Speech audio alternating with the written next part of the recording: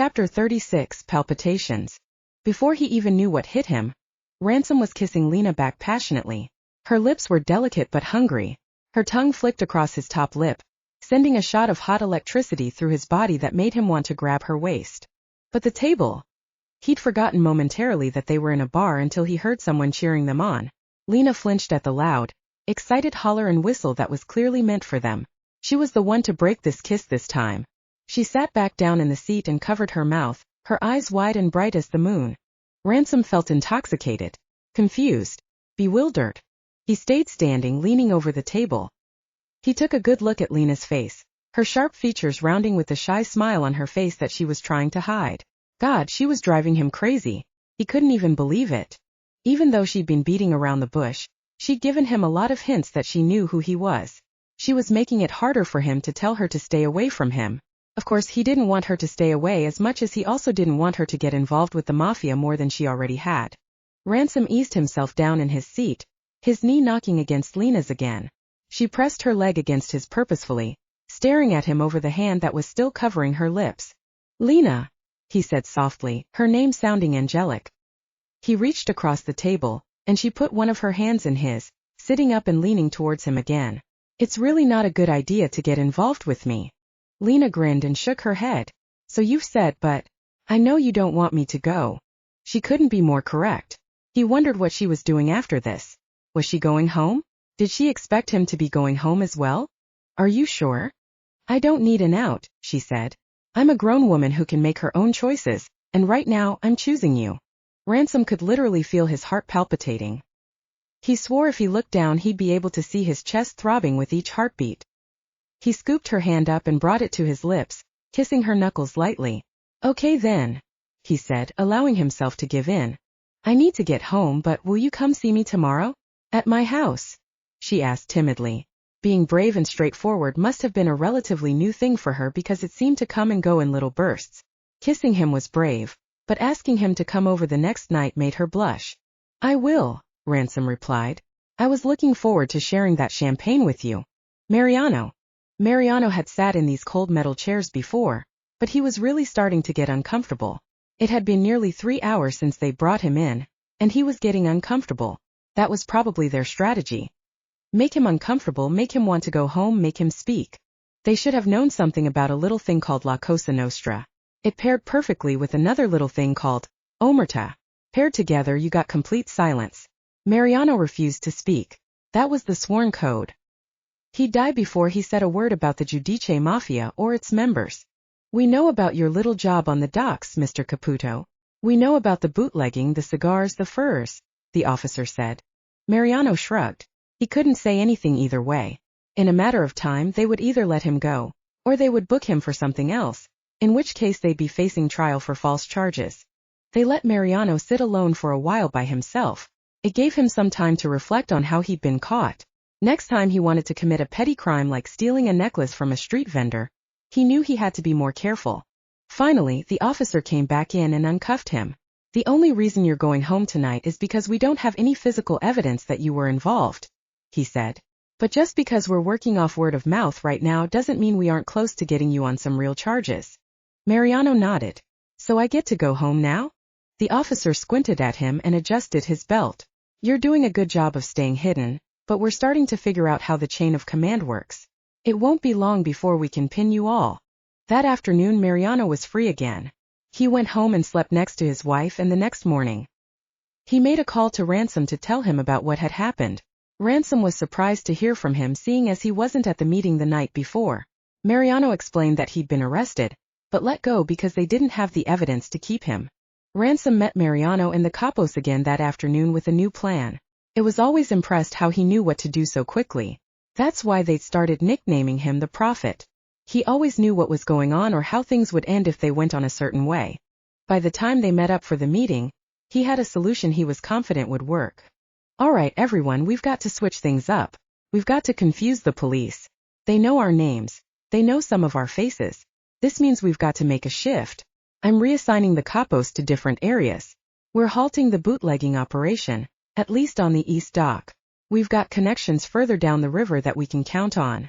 I need new guys, new soldiers in some areas, but they can't look new, he told them. Immediately after the meeting, Ransom grabbed Mariano and Brennan and a new capo, and they paid a visit to a few associates. This meant paying them off to ensure that they wouldn't say a thing if they were questioned by the police. Associates weren't part of the family, so they didn't follow omerta. Instead of loyalty and honor, they were driven by fear and money. On the way back to their original meeting place, Ransom asked a strange question. "Yo, Mari, can you tell me about your wife? How do you balance work and your relationship?" Ransom asked. Mariano nearly spat out his coffee. "I think you know that it's more of a messy juggling act than a balancing act, and unfortunately the wife gets dropped more than work does." Ransom frowned. "How do you keep her around then when you don't give her the love and attention she deserves?" Mariano laughed. "Good question, buddy, but I'm afraid I don't know the answer. I pray a lot. I buy her things. I keep her satisfied in all the ways I can. I remind her I love her, and I make sure to tell her that work has to come first sometimes. She understands." Ransom nodded solemnly. Something told him that wasn't the answer he was hoping to hear. Chapter 37. I kind of like it. This isn't good, Lena thought. Brian was standing in her living room, practically begging her to let him come back to her, and Ransom was due to show up any moment. "Lena, you don't understand. I need you as much as you need me. Even if it's not love, I don't care," he said. Lena scoffed and crossed her arms. She wasn't sure what that meant, but she was past that. She found someone to risk not being perfect with, and even though it was early and already had been very bumpy, she already felt better about it. "That's not the type of thing you say to a girl you're trying to win back," she said, annoyed. "But there's no spiel you can give me that's going to make me change my mind about ending our engagement. I was just doing it for my parents anyway." Brian gnashed his teeth together. "Just let me get all of my stuff," he said, trying to make a move through her house. "No," Lena said, stepping in front of him. "This is my house, and I've already asked you to leave several times. You shouldn't even be here. You could have just called if you wanted your stuff back." "That's not the kind of thing you do when you're trying to win somebody back, Lena," he said flatly. "Of course I wasn't going to call. I wanted to see how you were doing." Lena groaned and pressed Brian's shoulder, trying to get him to turn around and go back out the door. "You saw me. I'm perfectly fine. I will pack your stuff up tomorrow and send it to you. Now will you get the hell out of here?" Brian huffed and turned around suddenly, throwing her off balance. She nearly crashed into him, but she managed to steady herself. "What the hell?" she spat at him, looking up. "I thought you were Ransom."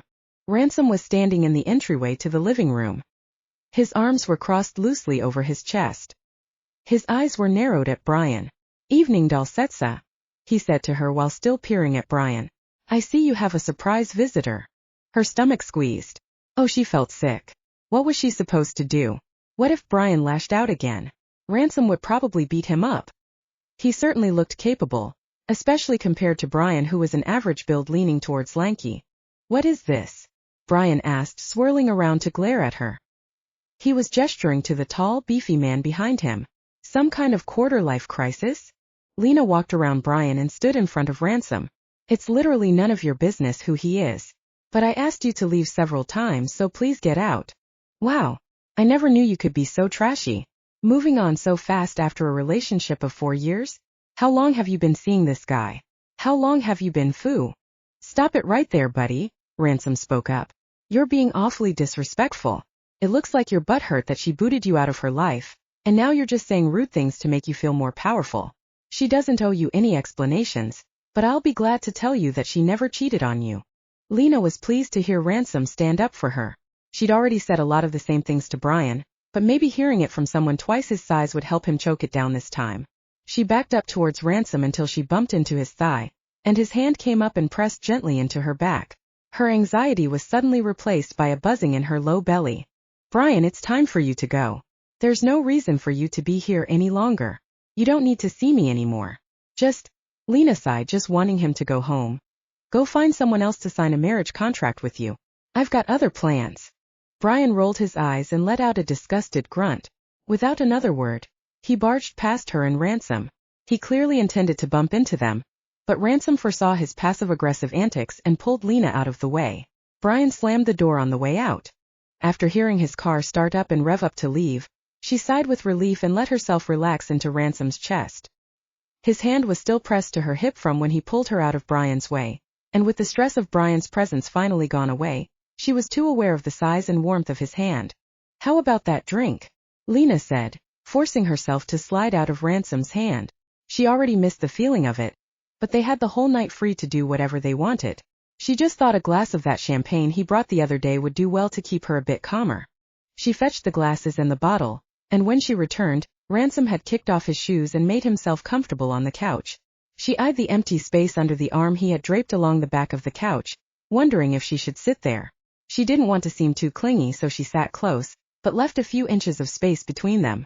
Ransom offered to open the bottle, and he did so with ease.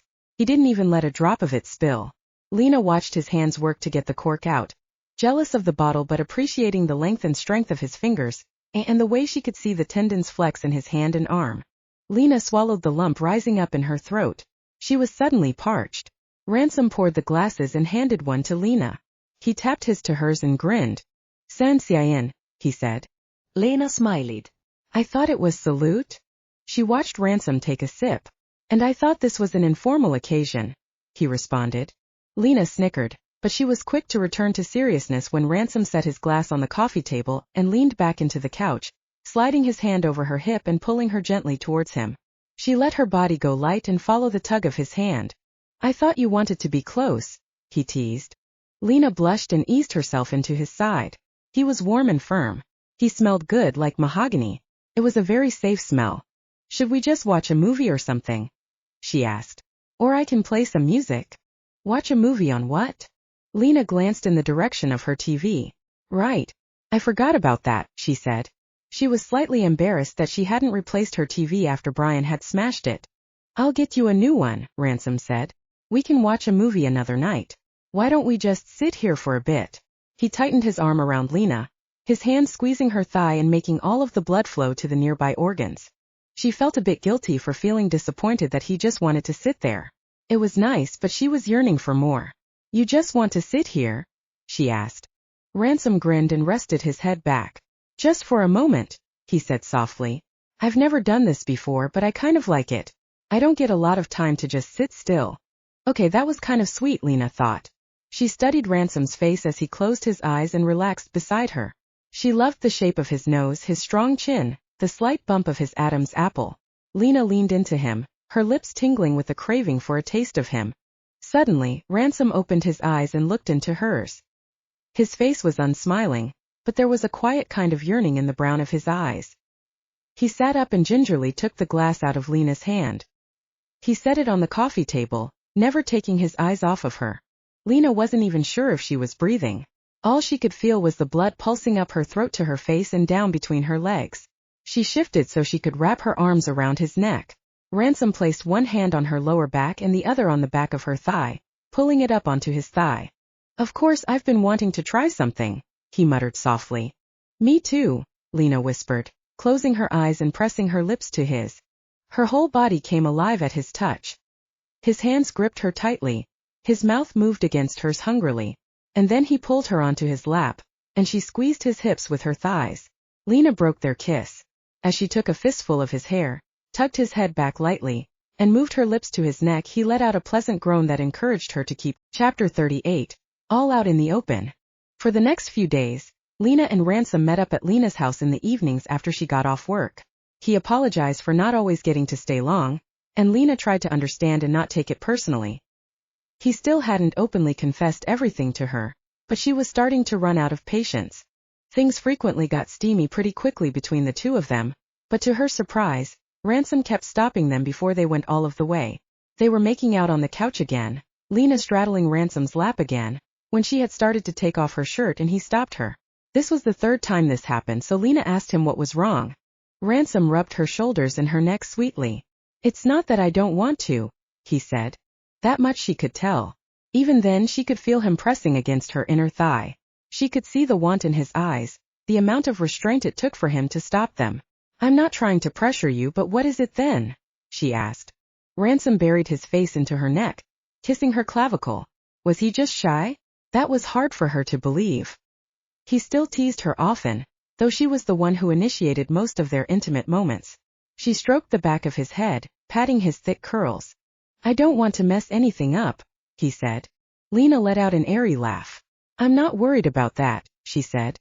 "I think you already know how to make me feel good." Ransom leaned back and looked at her. That's not what I mean. I don't have too much experience in that department, but I'm not afraid to ask what you want. Plus, I tend to catch on to things pretty easily. Lena's cheeks reddened. So he was confident that was obviously not the problem. I just want you to know who you're making love with, he said. This had to be one of the first times that Lena ever saw him blush. He didn't get embarrassed easily. Her belly fluttered. He didn't even call it sex. He called it making love. That was sweet, she thought. She smiled and touched his face. She knew there was a sweet side to him, and she wondered how deep it was. She wanted to find out. So why don't you tell me then? She said softly. You don't have to tell me everything now, but it's a good time to start, I think. Ransom nodded. Okay, but I'm not sure where to start. Would it help if I asked questions? Or if I told you what I already know? He nodded again and slid his hand over her thighs, which were straddling his waist. She kissed him, their lips smacking quietly. Let's see, she said, putting her hands on his broad shoulders. They'd shared snippets of each other's lives over the last few days. Your name is Ransom Giudice. You're 30 years old as of November 7th. You've lived in Philly your whole life, and your best friend's name is Brennan, though Detective Alvarado might be if your relationship weren't rooted in your work. You had a brother who died when you were young, and your mother died as well, and you're part of the Giudice Mafia. Ransom took in a deep breath and let it out slowly. Right. I guess considering my name you assumed that I'm high-ranking, and that would be true unfortunately. I'm what they call the underboss. My father, Ricardo Giudice, is the boss, and before him his father Aldo, and before him his father Amerigo, who immigrated here nearly 100 years ago.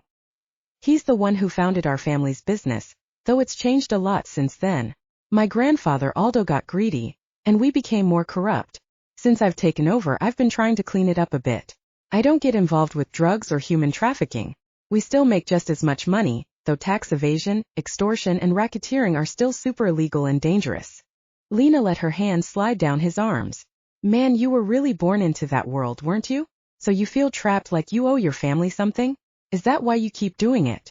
Ransom shrugged half-heartedly. I don't know anymore. All I know from my last 30 years of existence is that the only way of getting out is dying, going to jail, or blowing the whistle, and I don't want to do any of that. This must have been pretty tough for him, Lena thought. She slid her hands further down his arms and grabbed his fingertips. Well, what it sounds like to me is that you're a loyal son and grandson who is doing his best with what he's got. I know you're maybe not where you want to be, but I think someday you can get there, she said. Random gave her a sad smile. I don't want to ask you to be a part of that life, he said, but I do want you to be a part of my life. I'm just not sure how that would work. It won't, she said, sliding off his lap. She leaned over and reached for the little coffee table by the sofa. Ransom's face went white, his hands went limp. So you're saying you don't? It won't work because it'd only be half your life. I already told you that I want to know the whole you, every side, even the parts of you that you want to hide, she said. She pulled a little journal out of the drawer and handed it to him. Ransom hesitated to take it. What's this? It's part of me that I try to hide, she said. I want to show it to you so you know that I'm giving you all of me, the raw, unfiltered version. She's a little pathetic, a little selfish, a big people pleaser, but she's a big part of me. That's not to say I can't change and work on being someone else, someone better, but I'm not sure she exists yet. Ransom stared down at the little blue journal in his hands. Okay, he said. I want to show you too.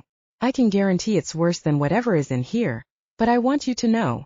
Lena smiled and kissed Ransom on the lips. Over the next week, Ransom took his time telling her everything about himself, all of the crimes he'd committed or that he'd ordered his people to commit. He told her about his desire to break the oath he'd made to his father and leave, but that he didn't think he'd ever be able to do it. He told her about his guilt, the things he knew about but never did anything to change. The only thing he didn't want to say much about was his brother and his mother. He told her about La Cosa Nostra and Omerta, the Mafia's code of silence, their induction rituals. Lena lyssnade intently. She was patient. She offered words of comfort and encouragement. She validated his feelings and let him stop when he wanted to stop. Some of the information weighed heavily on Lena, and she wasn't sure how to feel about some of the jobs the Giudice Mafia was involved with, but nothing Ransom told her changed her mind about him. In fact, considering all that he'd been dealt and expected to do, that he'd been trained to do, she was very impressed by him. She felt that he was stronger than he felt, and that he was truly a good person who dared to be different from the thugs and mobsters he was surrounded by his whole life. I want to do it, Lena said. As a sign of trust, of respect, I want you to induct me so you know I'll never do anything or say anything to hurt you. Lena, I already know you won't, he told her. That's not something everyone needs to be there for when I already know. Then let's do our own version, she said. It'll be our own personal induction, just between us but just as serious. Ransom didn't look convinced. He shook his head. Ransom, Lena said, touching his face. I want to be in this with you. We'll make our own rules to honor. I don't want you to feel like you have to be in this alone anymore. I want you to be able to come to me without feeling guilty that you're weighing me down. This will be a symbol of my open heart and mind. And it'll be a symbol of your trust, and your willingness to let me be with you fully. After a quiet moment, Ransom sighed. Okay, he said. Let's do it. Chapter 39. As close as they could possibly be. It might have felt like taking advantage of her if Lena hadn't been so persistent and caring and intelligent. Ransom was hesitant about the whole personal induction thing at first, but the more he thought about it, and the more Lena talked about it, the more he was convinced that it would be good for them both. This would be their chance to lay it all out on the line. He could lay down some firm rules, and Lena could share her expectations within their relationship. And after this, after they promised each other that they'd keep each other close no matter what, he could finally have her. But, to follow his father's long-running order, he'd need to get some sort of blessing from his father. It shouldn't be hard considering his father had been running low on SHS to give about pretty much everything for the last 10 years, and Ransom planned to make Lena his no matter what, but it was more about showing respect. Ransom knocked on his father's door. To his surprise, he called out for Ransom to come in, and when Ransom entered, he found that his father was sitting at the desk with his glasses perched on the edge of his nose while he shuffled through some papers. Hey Pops, he said. I have something I want to tell you. Ricardo Giudice put the papers down and took off his glasses. What is it, son? He looked up. Oh, you look good. You look bright. Is this good news then? Ransom gave his father a tight smile and nodded. For some reason he was nervous to tell his father about Lena, but he knew he had to. If things got more serious between the two of them, which Ransom hoped they would, then his father was going to need to know. I met a girl who I want to be a permanent part of my life, he told his father. Ricardo leaned back in his seat as if he had literally been blown back into it by the news.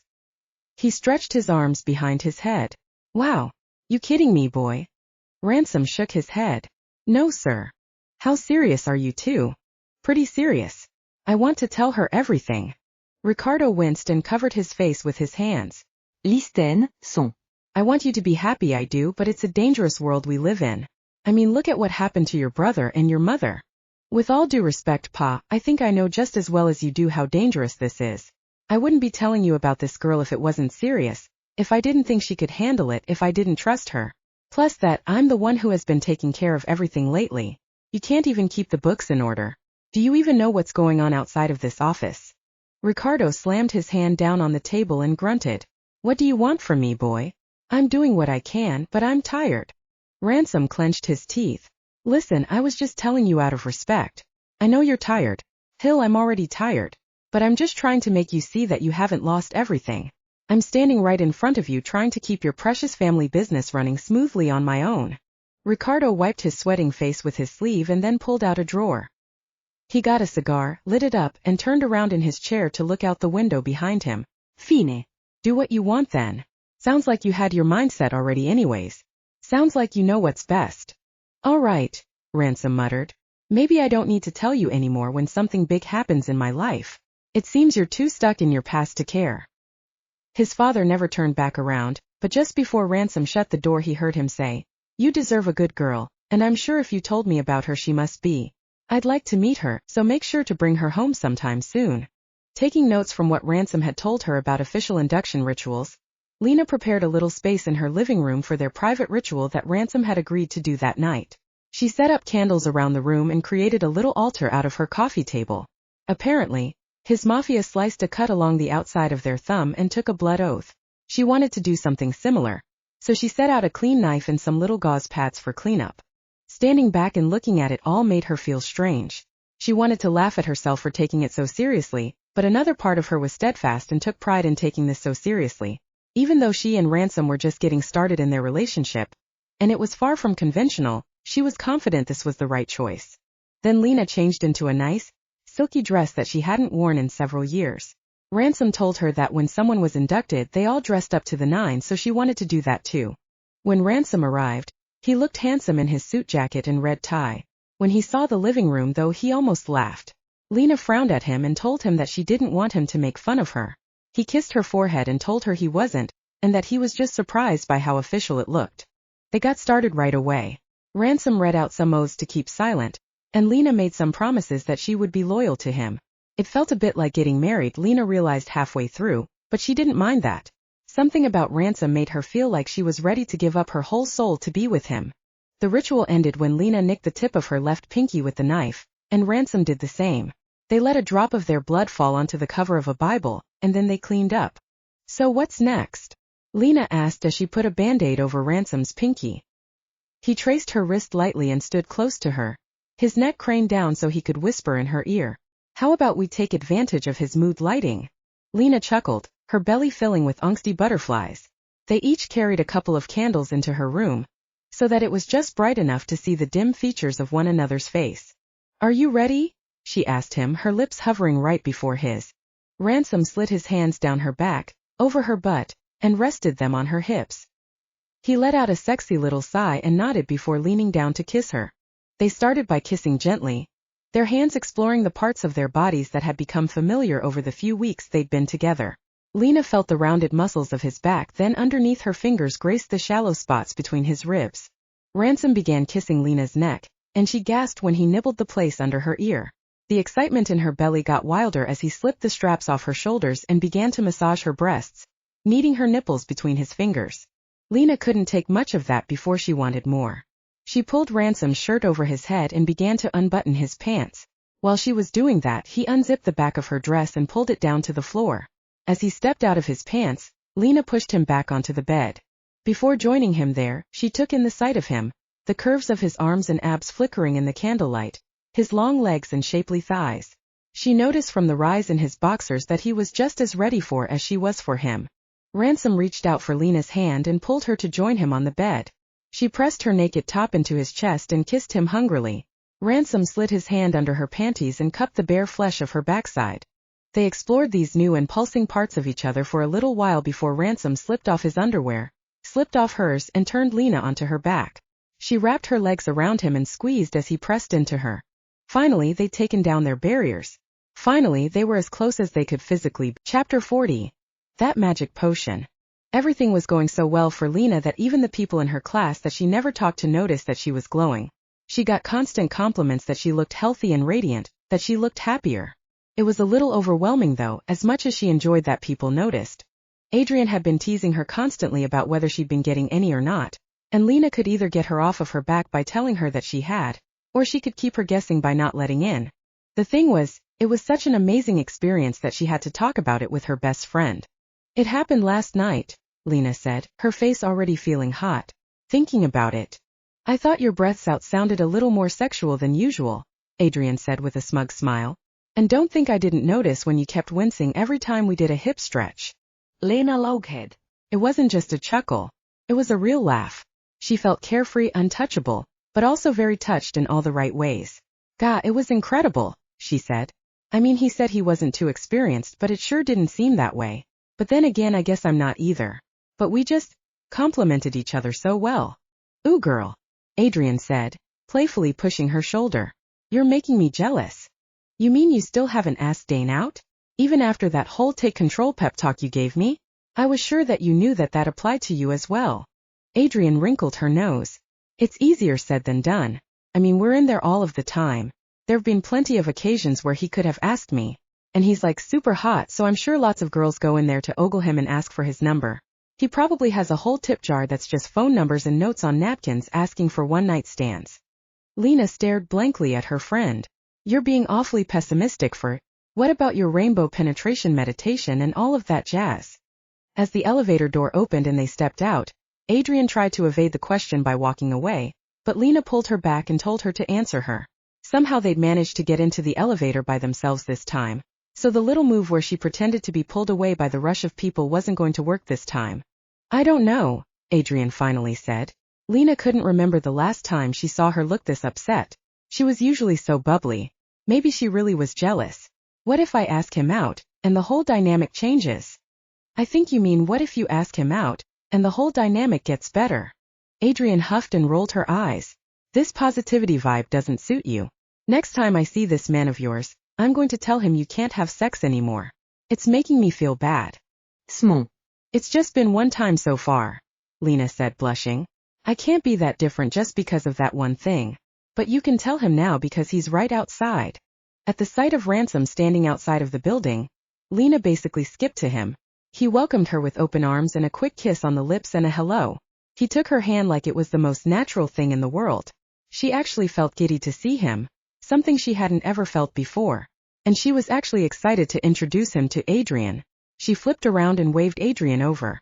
Ransom, this is Adrian. You haven't officially met yet. She's my best friend, Lena said, her smile stretching wide. Ransom reached out his hand and Adrian took it. Hello. I've heard a lot about you. Adrian was in a bit of a daze looking at Ransom. Lena smacked her easily on the arm to snap her out of it. Ah yes, I can see the appeal, she said, eyeing Lena. Lena let out a shy laugh and hid her face in Ransom's shoulder for a second. I don't know what kind of magical potion you have in your pants, but it's really working for my girl. I don't know whether to be impressed or afraid, Adrian said, looking him up and down. Lena was embarrassed by Adrian's brazen jokes, but Ransom just looked amused. He was wearing his confident crooked smile. I'll take that as a compliment either way, he responded. Then he tugged Lena's hand and looked down at her adoringly. Hey, I want to take you somewhere. We'll take your car to your house and you can ride with me. Okay? Lena nodded and glanced at her friend. I guess we're gonna go, she said. Adrian said goodbye, and she winked at Lena, telling her to have a good time but not to overdo it with the magic potion. Ransom chuckled and tightened his fingers around Lena's hand. Now that you're officially an unofficial member, I want you to meet a couple of my guys, Ransom said as they pulled into the driveway of his house. He told Lena that he had invited a couple of his capos over, Mariano and Brennan, who were also two of his best friends, with the sole intention of meeting her. He hopped out of the truck and walked around to let Lena out. She waited patiently, appreciating the sweet gesture. And if you're comfortable, we can go up and meet my dad. Lena hoped down and froze. She stared at him with deer in the headlights eyes. Your dad, she muttered. But he's the boss. Ransom chuckled. That's true for now, but really I'm basically the boss. It's kind of an unsaid thing that everyone just knows at this point since he hasn't been too active lately. You don't need to be scared of him. Ransom hooked his pinky to hers, the pinkies that they'd cut the night before during their little ritual. Hers had a little light blue band-aid on it, but his was out in the open air. All right, she said, her stomach sizzling with anxiety. With their pinkies intertwined, he led her into the house. The house seemed a lot bigger than Lena remembered. It wasn't as daunting this time around. It was very strange walking through it over a month later as Ransom's girlfriend rather than as his captive. She laughed as she thought about how they'd first met. Felt like ages ago. What's so funny? Ransom asked. Nothing, Lena muttered. Just thinking about the last time I was here. Ransom chuckled and opened the front door for her. Let's just forget about that awkward part of our relationship. Impossible. Inside in a large seating area sat two men. One was younger with sandy blonde hair and green eyes. He was of average height but seemed pretty fit. The other man was a bit older, probably in his 40s, and his hair was slicked back in a kind of old-fashioned style that probably aged him a few years. Mariano, Brennan, this is Lena. She's my girlfriend, I guess, Ransom stuttered. Lena blushed. He was never flustered, but now that he was introducing her to his friends, he could spit his words out. It was so cute. It's nice to meet you, she said, shaking their hands. Wow, you're even prettier than he let on, Mariano said. Lena smiled politely. She felt a bit awkward. It had been a while since she had to meet anyone new. She wondered what they thought of her. No, she told herself. She was trying to get away from that perfectionist behavior. It didn't matter what they thought, right? Though it kind of did since they were close to Ransom. So you're the one making him cut meetings short, Brennan said. He was chewing on something, a plastic straw maybe. I should thank you for that. They chatted in the sitting room for a few minutes before Mariano pardoned himself, and Brennan said he had some work to do. They said their goodbyes, and just as Lena was about to ask Ransom when they could be alone for a minute, he sighed and took her hand. Well, Dulcetsa, we better get this out of the way now. Let's go meet my dad. Chapter 41, Meeting the Family. As they approached the door to Ransom's dad's office, Lena's heartbeat quickened until she could feel it in her ears. She wasn't just about to meet Ransom's dad. She was about to meet the head of the Giudice Mafia. This was a terrifying, momentous occasion. She couldn't help but be nervous. Ransom raised his hand to knock on the door, and Lena felt like she was about to pass out. She had never been this nervous before. Even when she literally got kidnapped, she didn't feel this nervous. "Hey," Ransom said, stepping in front of Lena. "You don't need to be stressed out about this. I already told you that he's usually half drunk and half asleep anyway. Honestly, I'm a little embarrassed to introduce you, but he's still my family." That was it. Family. That was the reason Lena felt so nervous. All of her life, her family was just people that she had to try to impress. They were her main judges, the people who told her she failed or she succeeded. And now that Ransom practically felt like family, she felt the pressure of needing to impress his father. She nodded and took a deep breath. "I'm okay," she muttered, hoping he believed her. Whether he did or not, she wasn't sure, but he opened the door to the office. It was dim and a bit dingy compared to the rest of the house. The desk was cluttered, and the room reeked of alcohol and cigar smoke. On a small couch near the window, a lump of a man sat up and pulled the chain for the lamp next to him. "Pops, I brought Lena. She's the girl I was telling you about," Ransom said as he pulled her gently through the office. The man on the couch coughed and pressed himself out of his seat. As he got closer, Lena got a better look at him. He was probably about as tall as Ransom, but his back was rounded slightly, making him appear shorter. Most of his hair was gray, but he'd managed to maintain most of his natural hairline. Lena noted the good genes. "Lena, was it?" He spoke, extending his hand. "I'm Ricardo, Ransom's father."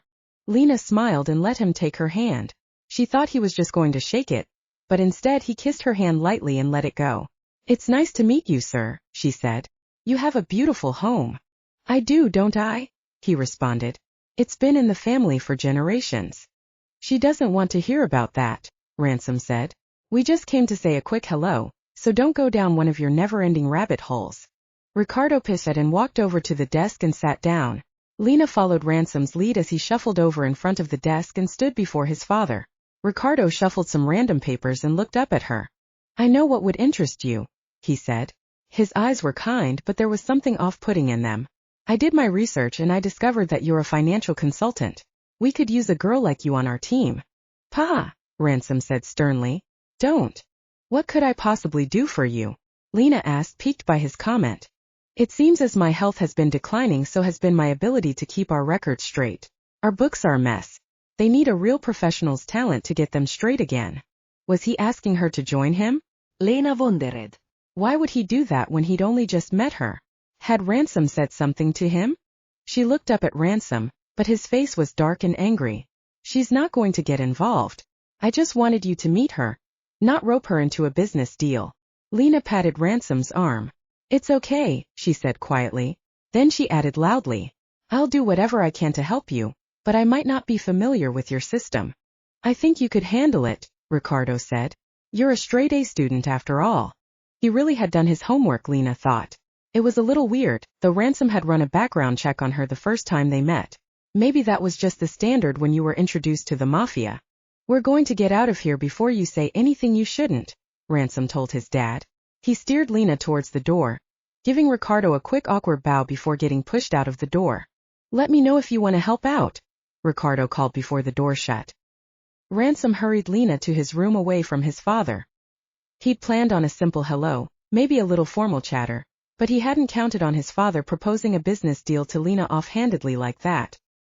He pulled her along to his room and locked them behind the safety of the door. And what was with her response? "Don't take anything he said too seriously," Ransom told her. "He's just getting old."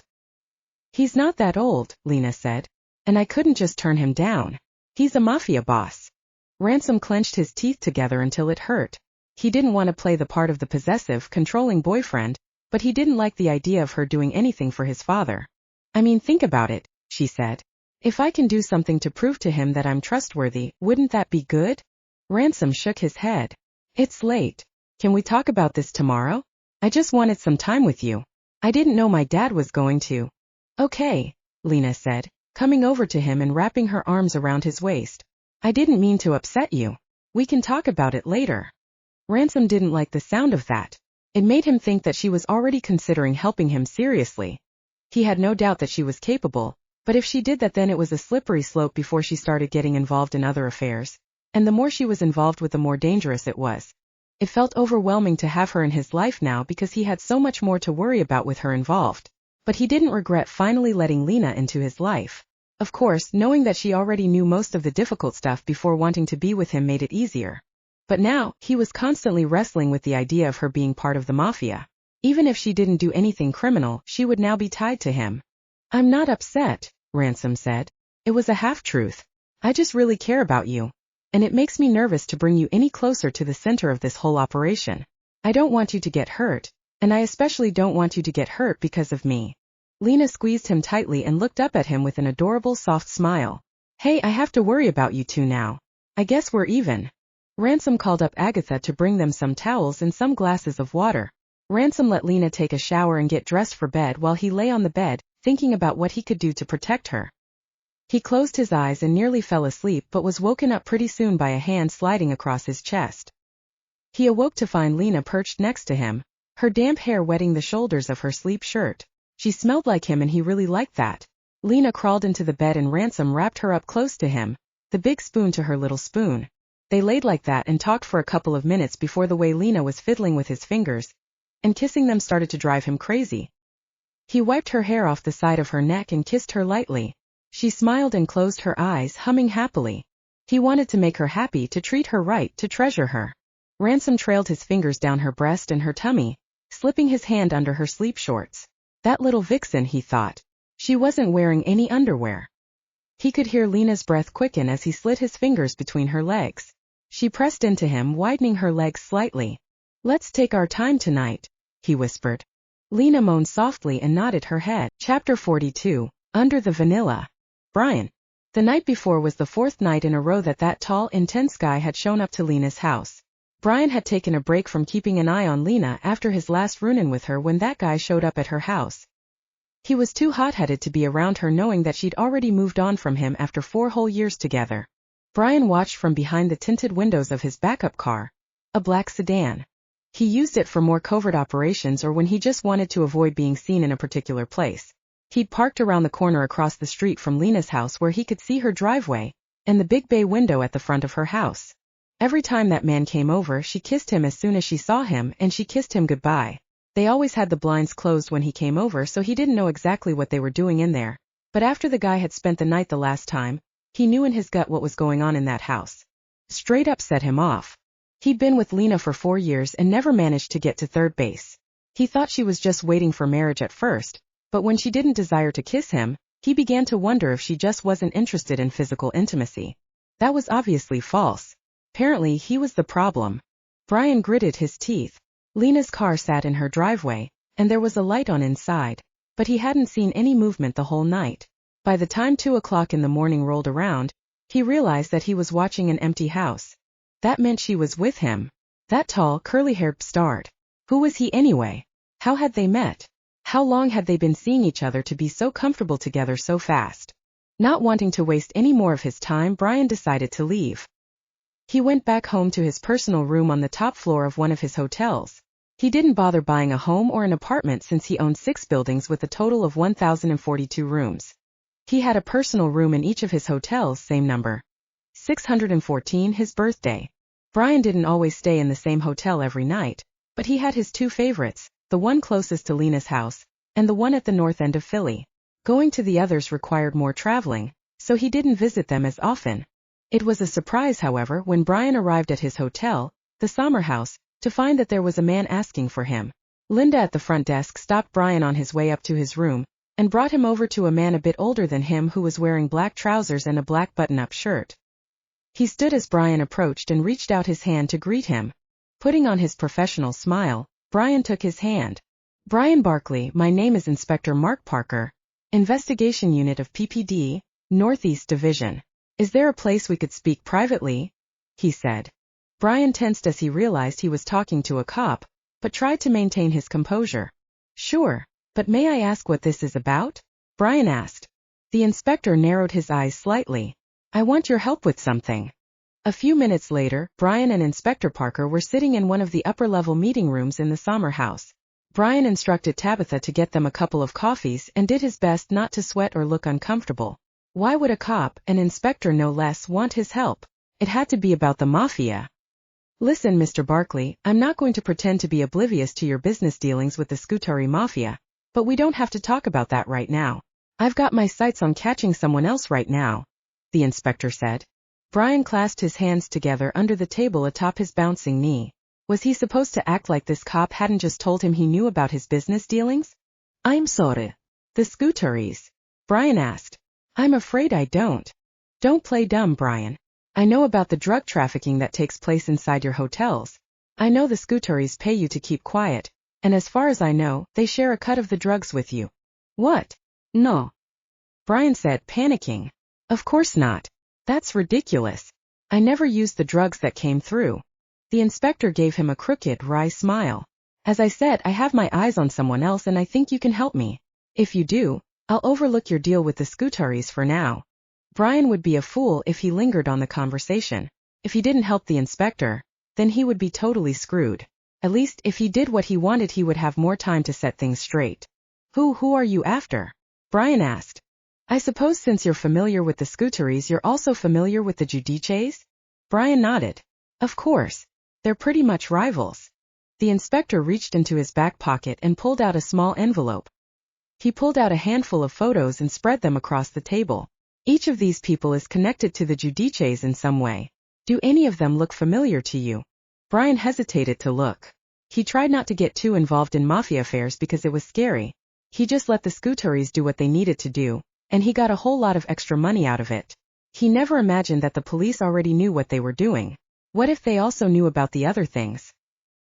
He made himself focus on the photos, touching each as he looked at it. But when he got to the fourth picture, he froze, his chest tightening angrily. You know him? Inspector Parker asked, sliding the picture closer to himself. Kinda, Brian said through his teeth. Pretty sure he's banging my fiancé ex-fiance. The inspector let out a short airy laugh. That's what I thought too. Brian snapped his head up. He knew about Lena and that man? Was that who he was after? This man is believed to be the boss of the Giudice Mafia, and his men are responsible for killing my late partner 3 years ago. I became an inspector with the sole purpose of finding them and destroying them. That man was the boss of the Mafia? How did Lena get caught up with a guy like that? Was she in trouble? No, he doubted that. He remembered the cheery way her eyes lit up as she greeted him at the door, the way she clung to his hand before he left in the evenings. No. If she was letting him stay the night and she looked like that, then she was probably not in trouble. Then again, maybe she didn't even know. He needed to find out more. So Brian, what do you say? The inspector asked. Brian rested his elbows on the table. If he didn't do this, then he'd be in big trouble. If he did, not only would he get the cops off his back for a while, but he could potentially win back Lena. And if she didn't want to come back willingly, then he'd trick her into it. Either way, he felt like he was backed into a corner. All right, Brian said, finally daring to look into the inspector's eyes. I'm not sure how yet, but I'll do it. I'll help you take him down. Chapter 43, Double Date. Lena had noticed the sly smile on Adrian's face ever since she walked into the yoga studio. Adrian probably thought she was being discreet, but she was too stiff and asked questions that were too plain to come from the usual Adrian. Lena was itching to find out what she was up to, but Adrian had kept her busy with small talk until class started, so she wasn't able to ask beforehand. So instead, Lena had to wonder the whole hour-long class, or at least she thought she was going to have to wait that long. About 10 minutes in, when the teacher instructed them into their first downward dog, Lena looked under her arm at Lena and grinned. I finally did it, she whispered. Did what? Lena asked. Adrian's face was reddening from the blow flowing to her face. She was cheesing hard. It looked painful. I finally asked Dane out, she squealed. Ladies. The teacher's voice cut through the relaxing music and pierced Lena's ears. Sorry, she muttered.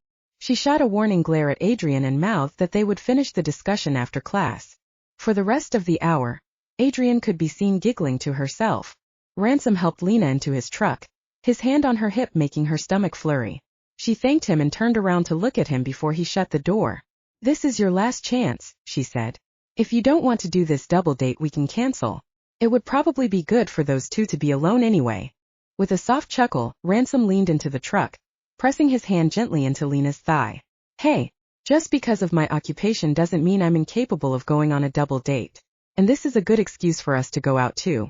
I mean, we've been together for over a month now, and we haven't been outside of either of our houses. I want to treat you. Lena pressed her lips together. She was excited for the date, but she was afraid of making Ransom uncomfortable. She'd really been yearning to go on a real date with him out in public, but she wasn't sure how that would work since he usually tried to keep to himself and avoid busy places. But then Ransom had gone and taken control. He'd promised to get them in somewhere cool for the night where both couples would have plenty of time for unknown stuff as well as having the safety net of another couple. The idea of Ransom planning a date was exciting, and Lena was interested in seeing what he chose. She let her excitement become more obvious. Lena and Ransom met Adrian and Dane at a little bar close to the docks. It was a classy joint, but it was definitely one of those areas you didn't go unless you knew it well. Lena didn't know it well. Adrian didn't know it well. Dane didn't know it well. But Ransom was right at home. He strode into the bar with Lena's hand in his and greeted the bouncer at the door by name. It had been strange that there were no cars around, but Lena thought maybe the other patrons just walked. But when they went inside and the whole place was empty except for a bouncer, a bartender, and a couple of attendants, Lena's stomach swirled nervously. "Where is everyone?" Adrian asked. Lena looked back at her friend. She was wearing a cute dress with heels that made her just a bit taller than Dane. Dane looked pretty handsome too, though he wasn't too far off from his usual attire. He still wore jeans, but instead of a graphic t-shirt, he wore a snazzy button-up. The two of them actually looked quite cute together, though they seemed a bit shy. "I rented the place for the night," Ransom said nonchalantly. "We can do whatever we want. There's bowling, pool, karaoke. We have the whole bar." Dane looked pretty impressed, like he'd just made a very wise decision to go on this double date, and he had a new best friend in the works. "You rented the whole place? You must be loaded." "Sorry. That was rude. This is just the first time I've seen anything like this." "Oh, it's nothing," Ransom said. "I just called in a favor. I know the guy who owns the place." Adrian was shocked. She looked around the place with her eyebrows raised before landing her gaze on Lena's face. Lena was a bit disappointed. It wasn't that she hated the date idea. She thought it was great, actually. But part of her had hoped that it would feel more like a public outing than an extravagant personal occasion. The intimacy was good, but she'd selfishly wanted to show Ransom off to the world, hold his hand in public, dance close with him in the middle of a swarm of people. She glanced up at Ransom, trying to gauge what he was thinking. His face was not always the easiest to read. "Why don't we start with drinks and maybe some bowling?" Dane suggested after a moment of silence. "I'll tell him to set up the lane," Ransom said. He kissed the top of Lena's head and jogged over to the bartender. In his absence, Adrian snuck over to Lena and whispered in her ear. "Where did you find this man?" she asked. "Is he some sort of secret rich person or something? This is pretty awesome." Lena laughed lightly. "I know. This is pretty cool. Not at all what I was expecting. Let's have some fun tonight, yeah?" Adrian said. She went back over to Dane and slid her arm through his. Lena watched them walk arm in arm over to the bowling area. They were cute, much shyer than she thought they'd be. But this was a different environment than they were used to. She just reminded herself that this date was mainly for Adrian anyways. It was a favor. Lena and Ransom would have other opportunities to go on a private date, just the two of them. As Lena was observing the new couple, she felt Ransom's big hand slide around her waist and over her stomach. He leaned around her and kissed her neck. As usual, her belly filled with butterflies. She closed her eyes and leaned into him. "Wanna make a bet?" he asked. Lena laughed. "I don't know. Are you good for it?" "Of course," Ransom said, nuzzling her neck. "The question is, are you?" She shrugged. "Depends on what kind of good you're talking about," she said with a sultry voice. Ransom let out a low, playful growl. "Hey!" Adrian shouted from across the bar. "Stop that, you two. You're making us feel awkward." Lena flinched when Adrian yelled at them. Ransom didn't pay Adrian any mind. Apparently, he was used to being the only one taking orders, at least, except when he and Lena were alone. She was getting better about being brave and asking for what she wanted, and he was usually quick to give her what she asked for. Lena peeled herself out of Ransom's arms and flitted over to the bowling alley. She put their names in while Ransom picked his ball. As the game went on, the conversation started naturally. Dane chatted up Ransom at first, clearly unsure about what to say to Adrian. Adrian got a little downhearted at first, but after a drink she found her bravery, and after the bowling game was over, she invited Dane over to play pool one-on-one while Ransom and Lena stayed at the bowling alley. All in all, it was a fun night. Lena and Ransom made a bet about how the night would end between Dane and Adrian, and Lena won it when she looked over and found Adrian and Dane slow dancing together in the middle of the floor. Dane was the one to make the move to kiss her. "I guess you owe me $150, Lena said, bumping Ransom with her hip. Chapter 44. 3 days away. After seeing Lena every day for an entire week, it was difficult to spend 2 days away from her. They texted back and forth, but Lena had become busier at work with a new merger right around the corner for Green Consulting Company. Their little business was growing quite quickly, and until the merger when they got more workers, Lena would be taking care of extra work. Even though Ransom missed Lena greatly for the 2 days that he didn't get to see her face, it was necessary to keep her busy with something else.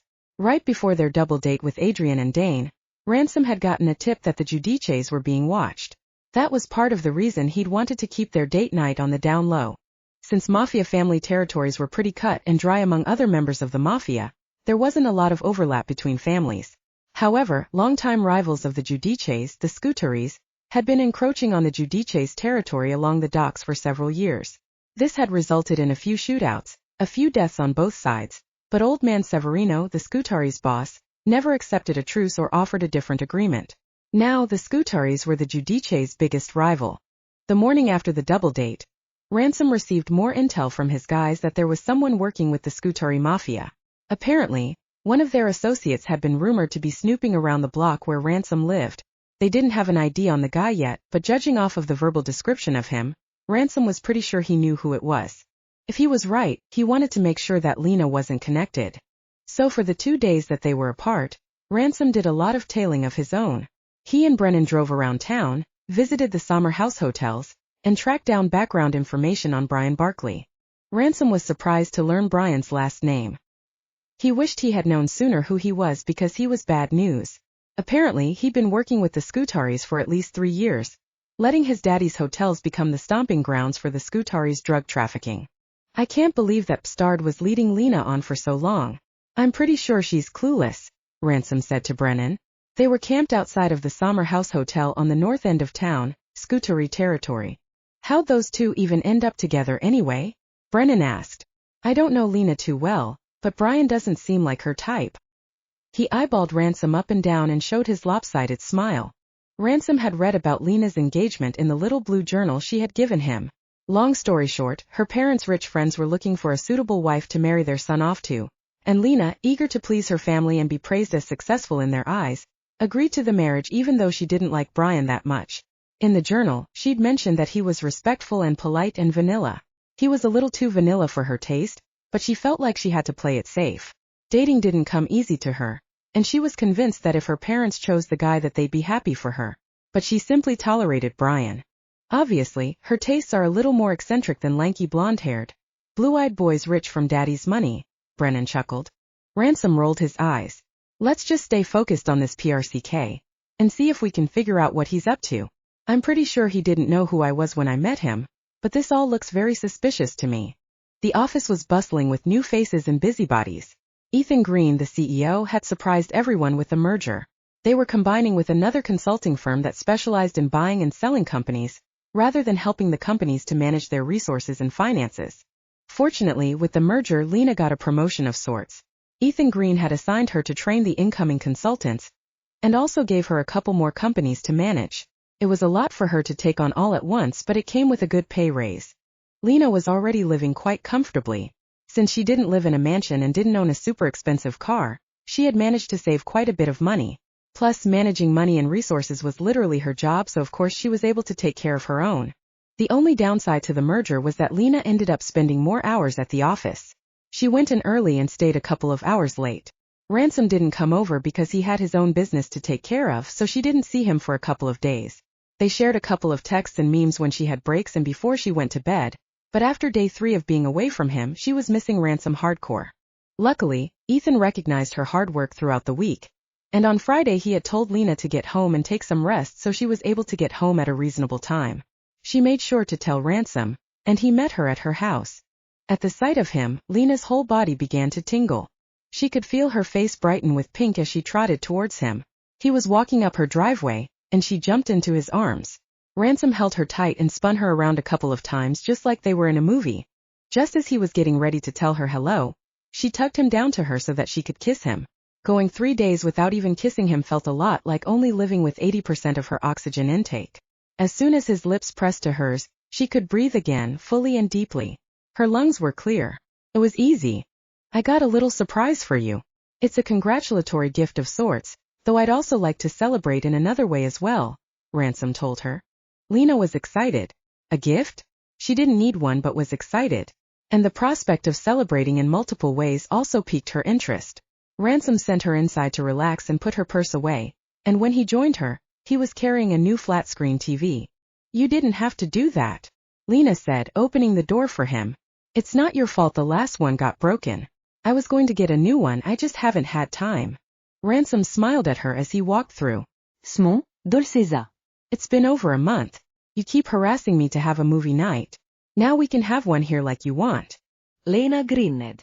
You're sweet, she said, kissing him on the cheek after he set the TV down. Now, Ransom said. He grabbed Lena's waist with both of his hands. Let's get to the fun part, shall we? What's the fun part? Lena asked with a coy giggle. I'd say there are a couple of parts. It's more like a sequence. Lena wiggled her eyebrows. How exciting. I'm intrigued. Will this require a wardrobe change? Or perhaps no clothes at all? Get your head out of the gutter, girl, he said, kissing her forehead. I'm going to make you a good, old-fashioned Italian dinner. Chapter 45. Lovers in Confidence. Ransom looked like a sexy calendar model with his sleeves rolled up and half of his curly hair pulled up in a loose bun. Lena sat perched on the edge of her seat at the kitchen table admiring him. She enjoyed having the freedom to check him out, not that she'd ever really held herself back before, so she did. She studied the curve of his broad back, his taut buttocks that looked particularly good in the jeans he chose to wear. The only downside to sitting behind him was not getting to see his face. He worked effortlessly, chopping onions like a professional. Lena was conflicted. If she helped him, she'd get to be close to him and continue to learn more about him. If she sat at the table, she could gaze upon his perfect statuesque body. You shallow little brat, Lena told herself in her head. You can stare at him and get to know him at the same time. Lena pressed herself up from the chair and walked over to Ransom. She slid her hand gently down his back. Is there anything I can do to help? She asked. You can kiss the chef, Ransom said, putting down the knife and looking down at her. I mean, if you think it'll help, I guess I have to, she said with feigned indifference. She gave him a slow, soft kiss. Ransom sighed. I'm revived, he said. There's nothing else you want me to do? Lena asked. I'm doing this for you so you can take a rest. I'll let you cook with me another day. Lena smiled. Okay, but can you walk me through what you're doing? I want to hear your voice. Ransom chuckled and nodded. As he continued to prepare the risotto, he walked her through each step. He put butter and oil in a pan, then added the onions, plus some white wine and broth. While the rice was cooking in the pan slowly on low heat, he gave her a little spiel about classic cooking in Italy. He told her that traditional Italian dishes were simple, had a few key ingredients, and they were made fresh. That's really what made them delicious. He also began to prepare the shrimp with which he planned to top it. Once the rice was finished, it was beautifully creamy. Ransom talked her through as he added the remaining seasonings, including saffron. Then he plated the rice and topped it with the shrimp. Ransom made her sit back down at the table while he made her plate and filled a glass with wine. He explained that a dry, crisp white wine would pair the best with the dish. Lena really loved that he knew all of this. He was beginning to feel like real husband material. Then he mentioned that the wine was hard to come by, and she began to wonder if he could be a mafia man and a husband at the same time. What would that look like? Not only was it a beautiful dish to look at, but it was delicious. She took a bite with Ransom watching her closely, eager to hear her opinion on his cooking. Wow, this is really delicious, Lena proclaimed. You should just ditch the mafia and be a chef. Satisfied with her answer, Ransom relaxed back into his chair. I do really enjoy cooking. I just don't really have the time anymore. My mother taught me when I was young, and those are some of my favorite memories of her, so I like to make a dish here and there to kind of honor her. You don't really talk about your mom, Lena said, taking a sip of the wine. She wasn't sure if it was a good time to try to have this discussion, but it didn't always come up so naturally. What happened to her? Instead of getting angry or defensive, Ransom's face turned downcast. He stared at his food and poked at it with his fork. I don't really like to talk about it. It makes me sad to even think about, so I usually don't. Lena pressed her lips together. I'm sorry for bringing it up, she said. I just want to learn more about you. I want to hear about your childhood and your family. But you don't have to tell me now if you don't want to. Ransom gave her a quick, gentle smile and a slight nod. I will someday. Let's just celebrate you tonight. I don't want to bring down the atmosphere. It's not bringing it down, Lena said. In fact, talking about you makes me feel closer to you, and I really like to do that. Even if the subject matter is difficult to talk about, I still want to hear all about you. You're an incredible person, Lena, he told her. A lot of people like to run away from the difficult stuff. Lena laughed softly. The way he was looking at her now made her heart flutter. It was like his eyes were looking right into her soul. As good as the food was, it made her want to ditch the table and go straight to the bedroom. But they finished their meal and drank the rest of their wine. Lena was feeling light and happy. I'll get the dishes later, Ransom said. Let's go sit down for a bit. They sat on the couch together with some music playing from her vintage record player. She talked about work. Ransom talked about Italy and how he wanted to go back there. He hadn't been for a visit in 5 years. After a while, Ransom asked Lena if she was ready for the next part of the sequence of her celebration, and he led her to the bedroom. They made love tenderly, slowly. As much as she enjoyed the other times they had been together, she loved the sensual way Ransom took his time with her this time. She loved getting to experience him more thoroughly, focusing on the way his lips and tongue felt against the soft flesh of her breasts and between her thighs. She loved the way his hands felt as he cupped her face while he slid into her. The way he whispered to her something in Italian that she couldn't understand. She loved the way he kept his lips locked on hers as they both finished.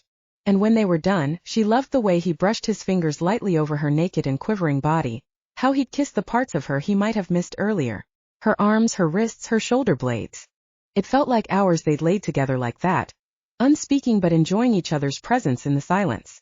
My brother was shot and killed by one of the other mafias, Ransom whispered. Lena wasn't expecting him to open up to her so soon, but she welcomed the words he'd been holding back. She took his hand and brought it to her lips, taking care to kiss each of his fingers. My mom took it really hard. A few weeks after his burial she killed herself. Lena gasped slightly. What an awful thing to happen. What an awful thing to have to hold on to and never talk to anyone about.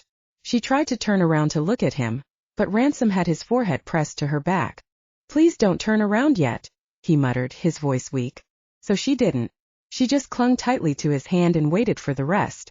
I know there's nothing I could have done to prevent either of their deaths, he said. I was young.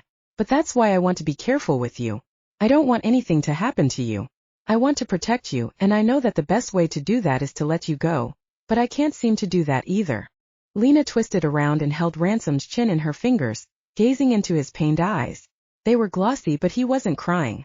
Ransom, these last couple of months have been challenging and surprising in a lot of ways, but I wouldn't change anything. I want to keep you close to me, and I trust that you won't let anything bad happen to me. So trust yourself too. Ransom nodded and nuzzled into Lena's bare chest. She cradled his head and they fell asleep wrapped in each other's arms. Chapter 46. Brian's back. Lena was curled up on the couch with her belly full of another class Italian dish, spaghetti carbonara. This time Ransom had let her help out, and he showed her how to make the noodles from scratch. The food was delicious and the wine was tasty. Ransom plopped down on the couch next to her and looped his arm over her shoulders. Let's make use of this new TV, yeah? Lena nodded. It was amazing how much closer they'd gotten since Ransom opened up to her about his brother and mother. He didn't give her the details about his brother's death, just that he'd been shot, but considering their family's occupation, she could infer that it was a mafia-related situation. It wasn't that anything was notably different on the outside, but it was like their souls were on the same wavelength now. They'd already gotten pretty comfortable with each other. But after that night, there was just more intentional care and trust in each other's movements, in every word they spoke to each other. Let's make every Friday like this, she said. I mean, I expect you to eventually take me on a real date, but I really like this. Cooking with you makes me feel like I'm getting to experience your mother in a way. And sitting on the couch just watching a movie is so normal. It's like you're not even some mafia boss. Ransom grinned. He turned on the TV and opened a streaming app. Wanna watch The Godfather? Lena stared blankly at him. I'm just kidding. Ransom laughed. Ooh, but how about something scary? You're just looking for an excuse for me to jump into your lap. You horn dog. Ransom wiggled his eyebrows. Can you blame me? Lena giggled and nestled under Ransom's arm. Well, we can watch something scary, but you're going to have to wait for the other part, she said. Ransom gave her a quick peck on the forehead and scrolled through the movies. Just as they found a movie they both agreed on, there was a knock at the door. Who could that be? It's nearly 9 o'clock, Lena said, starting to get up. Ransom put his arm across her to stop her from getting up. Stay here. I'll see who it is, he said, his face suddenly serious. It was kind of unsettling the way he'd switched emotions so quickly. What could make him react like that? Was he expecting danger? Lena sat on the edge of the seat and watched as Ransom walked into the hallway out of sight. She heard the door open and Ransom say, "What do you want?"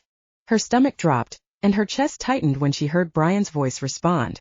"I came here to take what's mine." Ransom heard Lena's feet pattering lightly on the floor as she came up behind him. He should have known that she wasn't going to stay on the couch, especially after hearing Brian's voice. But he didn't like that Brian was showing up unannounced to her house, especially now that he knew about Brian's involvement with the Scutaris and his potential involvement with the police. There had been more rumors of the Scutaris planning to make another move on the Giudice's northern territory, and Mariano, who Ransom had tasked with keeping an eye on Brian, said that he'd overheard Brian on the phone with someone he called Inspector. It seemed pretty obvious to Ransom that Brian was trying to plan some sort of double-cross. If the police knew that he was involved with the Scutari Mafia, then it was possible that they would make a deal with him if he acted as a mole and helped to take them down. But since Ransom didn't know exactly what he was planning, he'd need to play dumb, or at least play the role of protective boyfriend not wanting his girl's ex to come around. "What are you doing here, Brian?" Lena asked, folding her arms across her chest. "I thought we were done with these unannounced visits." Brian glared right into Ransom's eyes. Did he even know who he was glaring at? Did he know how quick Ransom could take him down? "I came to get the rest of my stuff," Brian said. "What stuff?" "I already went through the house and mailed what I found of your stuff. There isn't anything else here," Lena said firmly. Ransom loved how strong she was, but he could tell that she was still a bit shaken by what she'd seen Brian do after she broke up with him. She would probably be even warier of him if she knew who he was involved with. Ransom wondered if he should tell her what he knew, but he wasn't sure just yet. "Just let me come take a look myself," Brian said, trying to step into the house. Ransom blocked the door. "No." "Lena made it clear that she doesn't want you in here anymore. It's best if you just leave." Brian took a brave step towards Ransom. Puffing his chest did not make his lanky SS look any bigger. Ransom stood his ground. This wasn't about size or status. This was about intentions, and Ransom's sole intention was to keep Lena safe. Lena's hand gently pressed against Ransom's side to scoot him over. He resisted at first, but then he moved slightly to the side. She stepped in front of him and glowered at Brian. "Listen, Brian, I'll go through the house again and let you know if I find anything. But you aren't coming back into this house ever again." Brian scoffed, a sick, wry smile curling up on his face. "Fine," he said, lifting his hands in the air. "I guess I'll let you back at it. But I'm just wondering, Lena, do your parents know that you traded in your sturdy SUV for a rickety old sports car? They're kind of dangerous, you know. They're always getting pulled over by cops. I don't think your parents would appreciate that." How amusing, Ransom thought. This guy really thought he was better than him. "I don't know what kind of lame threat you're trying to throw at me. But go ahead and do what you think you need to do. I told you already that I don't want to be with you. I've clearly moved on. I'm happier. So just let me be, okay?" Brain took a step back and rolled his eyes. He gave Ransom one last hateful glare before fixing his eyes on Lena. "Whatever. Just if you find my stuff, bring it to me this time. I had to wait so long for the last box to be mailed." Lena nodded and shut the door. Once it was closed, she leaned her forehead against his chest and huffed. "I really don't want to see that PRCK again."